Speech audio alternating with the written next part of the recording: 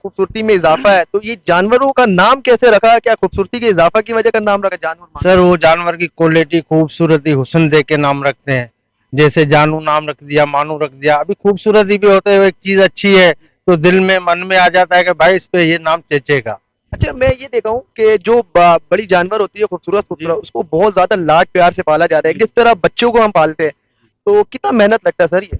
Sir ये आप समझ लो कि घर में जिसके भी बच्चा होगा जो परवरिश करता है, उसी तरह हम भी लोग ना इनकी मेहनत पे परवरिश करते हैं। कोई भी उसमें वो नहीं होता है। जैसे बच्चे को बंदा पाल के बड़ा करता है, हम भी इसी तरह इनकी मेहनत करके माशाल्लाह तैयार करते हैं कि आखिर में हर किसी को अच्छा दिखे, चीज अच्छी लगे, फार्म का नाम आ जाए।